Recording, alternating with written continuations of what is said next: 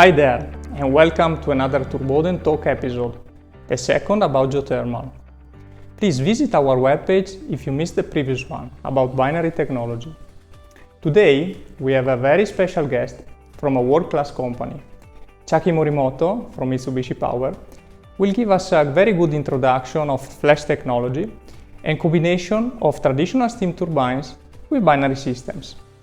First of all, I will ask Morimoto-san to tell us briefly who is Mitsubishi Power and which is the experience of Mitsubishi about geothermal. Please, Morimoto-san, the floor is yours. Both Mitsubishi Power and Turboden are part of the Mitsubishi Heavy Industries Group. There are a lot of Mitsubishis around, but to understand better what this one does, let's start by explaining about Mitsubishi Heavy Industries. The history of MHI dates back to 1884 in Japan. Beginning with shipbuilding, MHI's products range from those in space, sea, land, and in the sky. Now, MHI Group has over 250 group companies and over 80,000 employees worldwide. Among the business fields mentioned, energy is one of the cores of the MHI Group. Given the current global trend of decarbonization, the MHI Group is committed toward contributing to the environment with the many products and technologies its group companies can offer. Of the countless technologies on the list, Mitsubishi Power and Turboden share a common one: geothermal power.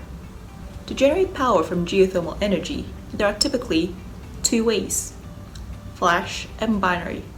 Like binary, flash technology makes use of the geothermal resource from underground, whereas binary uses secondary fluid such as pentane, butane, etc.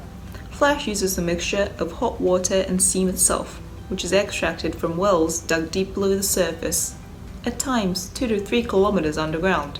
The hot water is led back underground by the reinjection well, but the steam is taken into the steam turbine, which spins the generator to create electricity.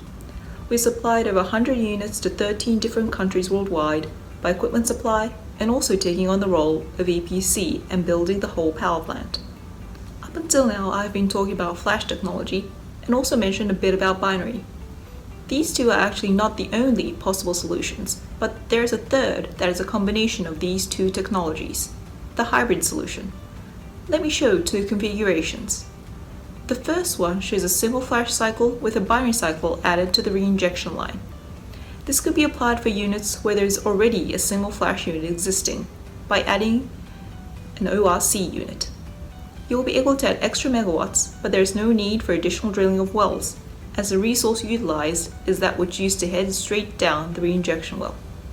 On the other hand, as the resource will be heading back underground at a lower temperature, it is necessary to pay close attention to scaling and the effects the resource may have to the reservoir. Another way is a combination of a backpressure unit and the binary cycle. It is effective if there is a high NCG content within the resource, and as this is a closed loop, 100% of the geothermal fluid can be reinjected. It is difficult to say which way is better. It depends on the steam conditions, whether there are existing units, what the customer wants. But in any case, Mitsubishi Power and Turboden are able to provide the solutions as MHI Group. Thank you, Morimoto-san. The experience and tradition of Mitsubishi in geothermal is really impressive.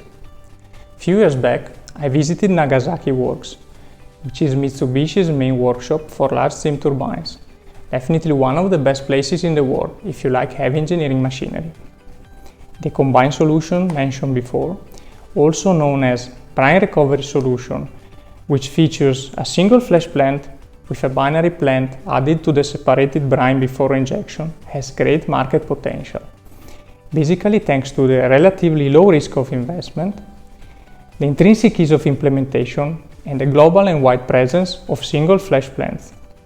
For all these reasons, the brine recovery solution is worth of a detailed dedicated session in a future talk. So, stay tuned for the next episode and clean energy ahead!